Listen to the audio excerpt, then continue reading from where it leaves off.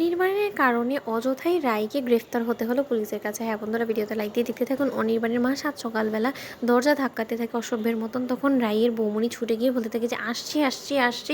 এতটা অস্থির হওয়ার কী আছে বলুন তো, একটু আসতেও তো একটু সময় লাগে তাই না? তখন এই কথা বলা মাত্র অনির্বাণের মাকে দেখে সাত সকালবেলা রায়ের বৌমনি চমকে ওঠে আর বলতে থাকে যে আন্টি আপনি এখানে কী করছেন সাত সকালবেলা, আর পুলিশ কেন নিয়ে এসেছে? তখন এই কথা বলা মাত্র অনির্বাণের মা বলতে থাকে কেন নিয়ে এসেছিস তুমি বুঝতে পারছো না?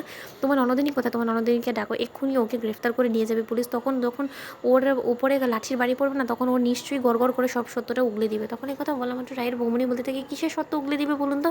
কী এমন করেছে রায় বলুন তো, যে যার ফলে কিনা আপনি পুলিশ অবধি আমাদের বাড়ি অবধি নিয়ে চলে এসেছেন? তখন এই কথা বলা মাত্র পুলিশ অফিসার বলতে থাকে যে রায়পূর্ণা দেবী কী আছে, আগে ওনাকে ডাকুন। তখন এই কথা বলা মাত্র রায় যখন ছুটে আসে, ঠিক সেই সময় পুলিশ অফিসার রায়কে দেখে বলতে থাকে মিসেস রায়পূর্ণা কি আপনি? তখন এই কথা বলা মাত্র রায় বলতে থাকে যে হ্যাঁ, কিন্তু আপনি কী করেন আমার খোঁজ করছেন বলুন তো? তখন এই কথা বলা মাত্র অনির্বাণের মাকে দেখে রায় বলতে থাকে যে মা আপনি এখানে কী করছেন? তখন এই কথা বলা মাত্র অনির্বাণের মা বলতে থাকে বড্ড বেশি ন্যাকা সেজে ফেলছো না, এমন একটা ভান ধরছো যেন তুমি কোনো কিছু জানোই না। তুমি আমার ছেলেকে আমার কাছ থেকে দূরে করার জন্য আমার ছেলেকে গুম করে ফেলেছো, আমার ছেলেকে অপহরণ করেছো, তার সত্ত্বেও তুমি এতটা নর্মাল কী করে বিহেভ করছো আমি তো সেটাই বুঝে পাচ্ছি না। তখন রায় চমকে ওঠে আর বলতে থাকে যে কী সব বলছেন আপনি বলুন তো, আমি অনির্বাণকে অপহরণ কেন বা করতে যাবো? তখন এই কথা বলা মাত্র অনির্বাণের মা বলতে থাকে যে কেনই বা তুমি অপহরণ করবে, তুমি সেটা বুঝতে পারছো না? তুমি নিজের স্বার্থ করার জন্য আমার ছেলের উপরে প্রতিশোধ নেওয়ার জন্য তুমি যখন কাজটা করেছো, তুমি সেটা স্বীকার করছো না কেন বলো তো? এখন ভালোই ভালো এটা স্বীকার করো যে তুমি কোথায় রেখেছো আমার ছেলেকে লুকিয়ে, বলো। তখন এই কথা বলা মাত্র রাই বলতে থাকে যে আপনি কী সব বলছেন বলুন তো? হ্যাঁ আমি মানছি না অনির্বাণের অনেকক্ষণ ধরে খোঁজখবর পাওয়া যাচ্ছে না, কিন্তু তাই বলে আপনি এটা কী করে ধরে নিলেন? আর অফিসার আপনি বা কী করে ওনার অভিযোগের ভিত্তিতে আমাকে অ্যারেস্ট করার জন্য এখানে চলে এলাম, তো সেটাই বুঝতে পারছি না। তখন এই কথা বলা মাত্র অনির্বাণের দাদাভাই বলতে থাকে যে দেখুন অফিসার, আপনি কিন্তু বড্ড বেশি বাড়াবাড়ি করছেন, আপনি আপনার লিমিট ক্রস করে যাচ্ছেন।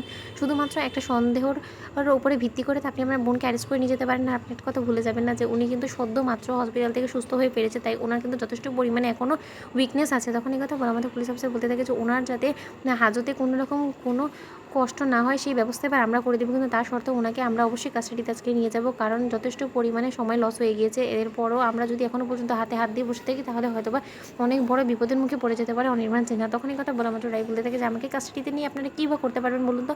কী সত্য আমার কাছ থেকে বের করবেন বলুন আমাকে? যেটা করে কোনো সত্যি তো আপনারা বের করতে পারবেন না, কারণ আমি নিজেও খুব ভালো করে জানি যে অনির্বাণের সম্পর্কে আমার কোনো রকম কোনো আইডিয়া নেই, কোথায় গেছে না গিয়েছে সেটাকে আমাকে বলে গিয়েছে, তো আমাকে কোনোভাবে কোনো কিছু জানিয়ে যায়নি বলুন তো? তখন এই কথা বলা মাত্র পুলিশ অফিসার বলতে থাকে যে সর্বপ্রথম কিন্তু উনি আপনার কাছেই ছুটে এসেছিল, আর তখন আপনাদের মধ্যে তর্ক বিতর্ক হয়েছিল, আর তার ফলেই হয়তো বা উনি উত্তেজিত হয়ে সাংঘাতিক কিছু ঘটানোর চেষ্টা করেছে, আমরা তেমনটাই আশঙ্কা করছি। এখন সেটা যদি সত্যে পরিণত হয় তাহলে অবশ্যই আপনাকে অ্যারেস্ট হতে হবে, আর সেটার জন্য আপনি আমাদের সাথে এখন পুলিশ স্টেশনে যেতে বাধ্য, চাই আপনি যাই করুন না কেন। তখন এই কথা বলা মাত্র স্রোত বলতে থাকে যে আমার দিদিভাই কোথাও যাবে না, আপনার এত বড় আস্পর্ধা হয় কী করে বলুন তো?